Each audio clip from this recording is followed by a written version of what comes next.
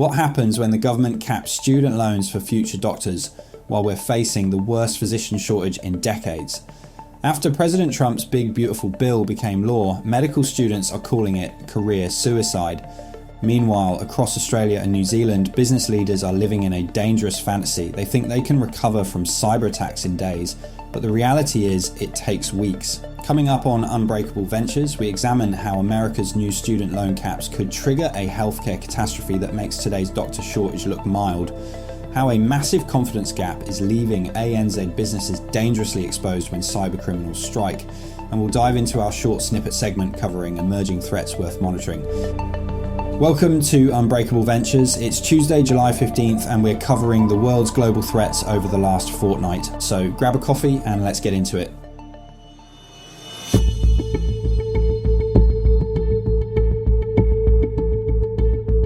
If you are new here, let me introduce myself. I'm Ollie Law, and I am the Editor-in-Chief of Unbreakable Ventures, co-founder of Fixinc, and obsessed with simplifying how businesses deal with disruptions. You are listening to our fortnightly risk update, where we dive into emerging and current risks from around the world, focusing on some big stories and some you may have missed. We use the categories from the World Economic Forum's Global Risk Report to simplify the threats we're monitoring, but we also do some deep dives and interviews with industry peers. The most popular bill ever signed in the history of our country. Whether you're military or anybody else, this is the most popular bill ever signed. When President Trump signed the One Big Beautiful Bill Act on July 4th, he probably didn't expect one of the biggest backlash to come from medical students on TikTok. The legislation caps federal student loans for professional school at $200,000 a lifetime, far below the $286,000 median cost for public medical schools, and $390,000 for private institutions. It also eliminates Graduate Plus loans entirely. This is the program that helps students cover full tuition costs. The timing couldn't be worse. The US is already projected to face a shortage of 187,000 physicians by 2037, with primary care taking the hardest hit at 87,000 missing doctors. Rural areas face a particularly grim future, with a 56% shortage compared to just 6% in urban areas. Medical students are panicking, and rightfully so. Over 70% already graduate with education debt, averaging $212,000. With the new caps, many will need private loans with higher interest rates and no forgiveness options. TikTok user Lauren Steiner captured the frustration perfectly. Do you know what it's like to have your dream to become the first physician in your family squashed overnight because of the government? It sucks. I've been working for the past few years to get experience at applied medical school. I've been studying for the MCAT while working a full-time and a part-time job in order to make ends meet. I'm scheduled to take the MCAT on August 22nd, and I can't even go anymore because I can't take out more student loans. The American Medical Association warned Congress that the cost of attending medical school was the number one reason why qualified applicants chose not to apply. Now that barrier just got massively higher. But here's what makes this a systemic crisis. Healthcare is already buckling under physician shortages. Emergency medicine had 555 unfilled residency positions in 2023. 1 in 5 doctors plan to leave clinical practice within 2 years, with 60% considering exiting medicine entirely. So who should be most concerned about this developing crisis? If you operate healthcare facilities or health systems, you're facing an accelerating staffing crisis. Rural hospitals are already closing labour and delivery units, and primary care deserts are expanding. This legislation will worsen recruitment challenges significantly. If you're in the medical education sector, the financial model just broke. Medical schools face declining applications from qualified candidates who simply can't afford the debt load. Private institutions charging over $150,000 annually may become accessible only to wealthy families. If you depend on healthcare access for your workforce, especially in rural or underserved areas, you're looking at reduced service availability. Longer wait times, travel requirements for specialised care, and limited emergency services will impact business operations. If you're in the insurance and healthcare financing industry, you face increased pressure to fill gaps in medical education funding while managing rising healthcare costs from physician shortages. If you run businesses in rural communities, the ripple effects are severe. When hospitals close or reduce services, entire communities become less attractive for business investment and workforce recruitment. Based on decades of healthcare workforce analysis and crisis management experience we've compiled, here are some immediate mitigation strategies those most impacted should consider.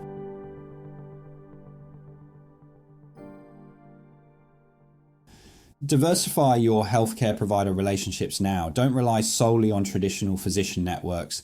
Develop partnerships with nurse practitioners, physician assistants, and telehealth platforms to maintain service continuity as physician availability decreases. Invest in employee health and wellness programs. With reduced healthcare access coming, preventing health crises becomes more critical than treating them. Comprehensive wellness programs, mental health support, and preventive care can reduce your workforce's dependence on increasingly scarce medical services. Explore telemedicine and digital health solutions. Companies like Teladoc and MD Live provide remote consultation capabilities that can bridge gaps in local healthcare availability. These platforms become essential when traditional medical access deteriorates. Consider healthcare benefits restructuring, offer direct primary care arrangements, health savings accounts, and medical travel benefits. As healthcare access becomes more challenging, creative benefit structures help retain talent and ensure care continuity. Develop medical emergency contingency plans. For businesses in rural areas or those with remote operations, establish clear protocols for medical emergencies when local healthcare infrastructure is limited. This includes first aid training, emergency transport arrangements, and partnerships with distant facilities. Support local healthcare infrastructure. Consider partnerships with local hospitals, funding for residency programs, or support for rural health clinics. Businesses that invest in healthcare infrastructure protection can maintain competitive advantages in affected regions. The physician shortage is here, with 76 million Americans already living in primary care deserts and new barriers to medical education funding. The crisis will accelerate rapidly. This represents a fundamental breakdown in America's healthcare workforce pipeline. When medical school becomes financially impossible for qualified candidates, and when private loans with no forgiveness options become the only path forward, we're essentially pricing out the next generation of doctors. The businesses and communities that prepare now for reduced healthcare access, that invest in alternative care models, and that support healthcare infrastructure will maintain competitive advantages. Those that assume traditional healthcare delivery will continue unchanged are setting themselves up for significant operational disruption. Before we move on to our second threat update, let's look at our quick fire emerging threats segment for this fortnight. These are noteworthy stories we think you should know about, but with enough room to decide if they're risks you need to take seriously.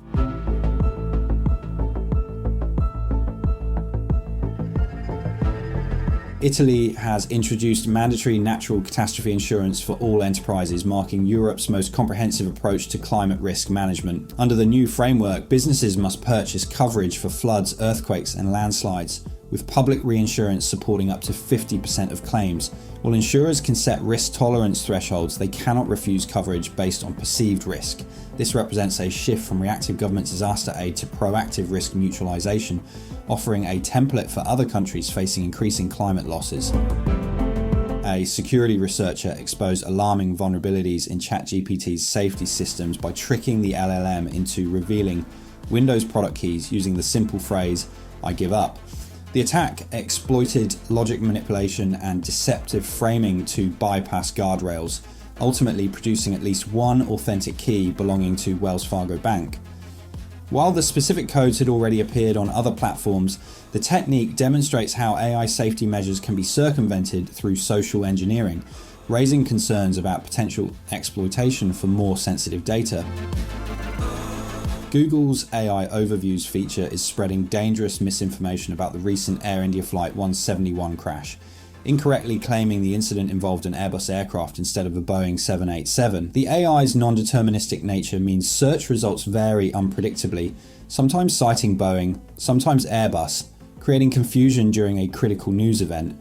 This highlights the risks of AI-generated search summaries during breaking news situations when accuracy is paramount. A widespread Google Cloud outage on June 12th brought down major internet services including Spotify, Discord, Snapchat and Cloudflare for over 3 hours. The failure originated from a software bug in Google's service control system that caused a null pointer error spreading globally within minutes due to real-time policy replication. The incident demonstrates the fragility of cloud-dependent infrastructure, where a single error in one provider's code can disrupt thousands of services worldwide. TikTok is being flooded with AI-generated deepfake videos that copy successful creators' content word for word while using synthetic faces and voices. These bots avoid automated detection by appearing different from the original creators, with some fake videos attracting over 200,000 views. The trend represents a new form of content theft that undermines creators' ability to monetize their work, turning viral success into a liability rather than an asset. Further sources and references can be found in the footnotes of this podcast, and remember, you can reach out to us via unbreakableventures.com to chat to one of our advisors further about these stories. But without further ado, let's look at our second threat update this week. In Australia and New Zealand, business leaders are living in a dangerous fantasy. According to explosive new research from Commvault, 80% of executives believe they can recover from cyber attacks within 5 days. Nearly a quarter think they'll be back to full operations in just 24 hours.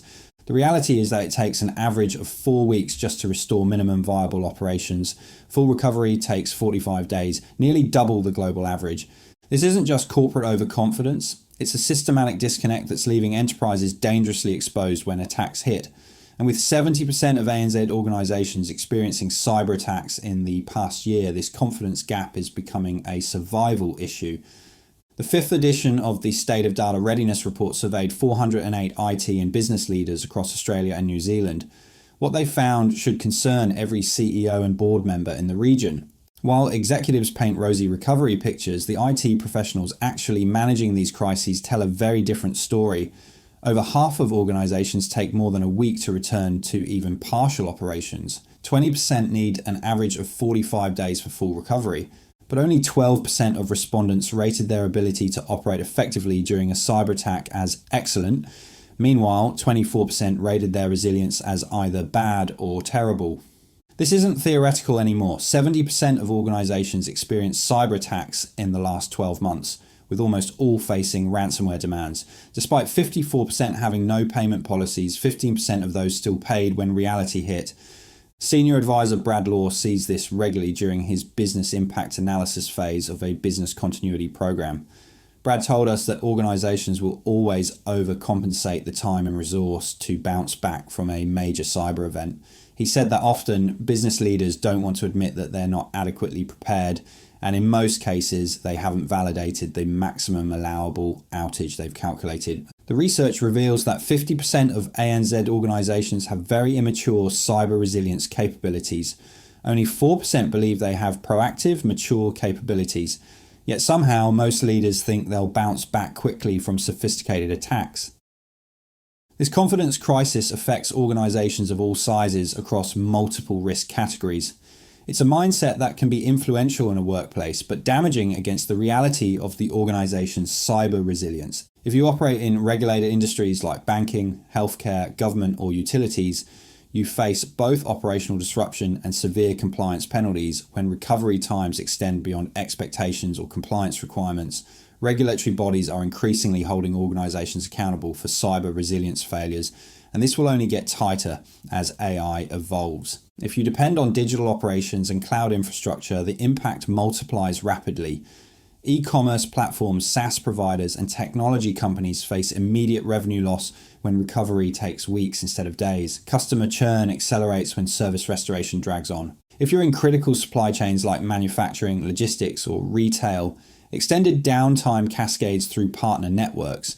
When your recovery takes 4 weeks instead of 4 days, suppliers and customers make permanent alternative arrangements. If you operate across multiple ANZ jurisdictions, the complexity increases significantly.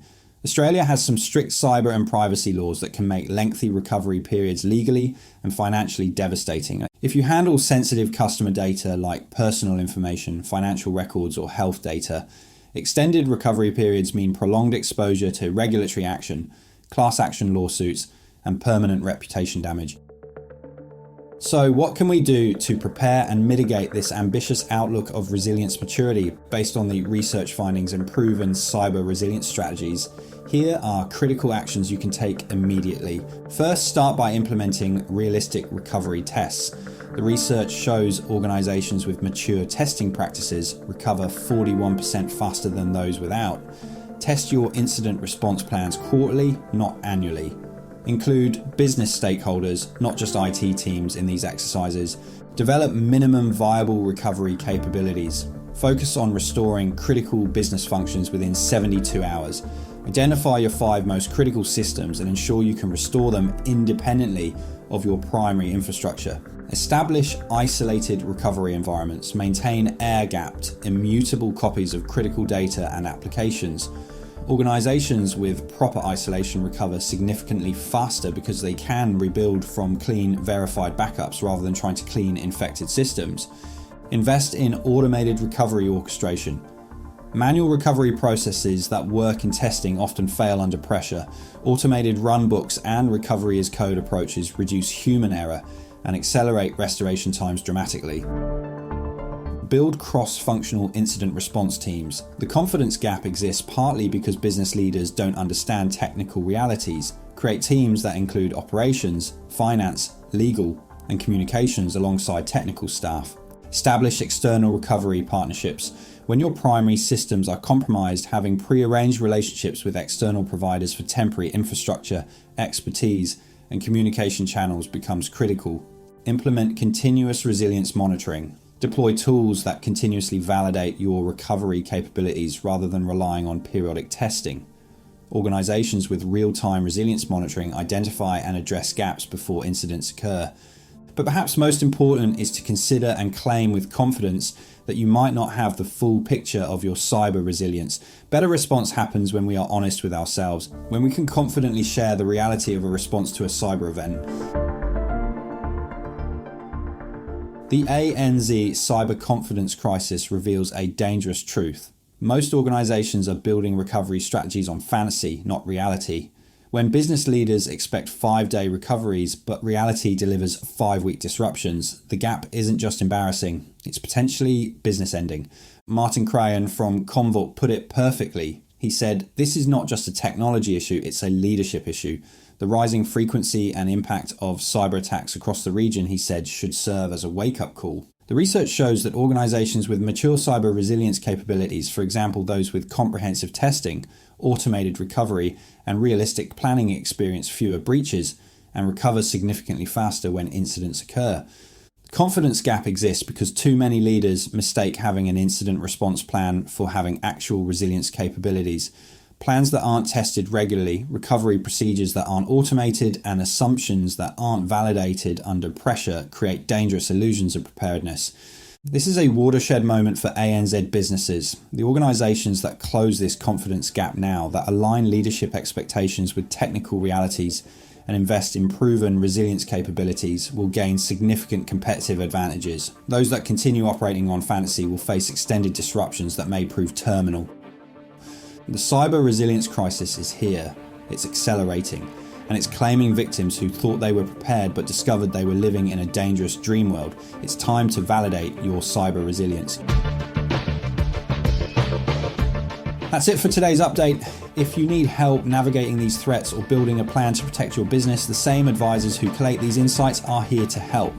Head over to unbreakableventures.com to book a complimentary chat online with one of them. And if you found this resource useful, consider subscribing to Unbreakable Ventures or sharing the article with your network. After all, resilience is about community and communication. Until next time, stay curious, stay informed, stay safe. Unbreakable Ventures is brought to you by the Senior Advisory Team at Fixinc, a boutique resilience advisory based in the Oceania, ASEAN and India regions. Special thanks to our sponsor and Europe's leading SaaS provider for resilience software, F24. Our resources are researched and published by industry specialists across New Zealand, Australia, Malaysia and the UK. This podcast provides advice and opinion on disaster recovery and the threat landscape. The content is not a substitute for expert guidance during a crisis. Unbreakable Ventures is trademarked by Fixinc Consulting Partners, a Fixinc Group company.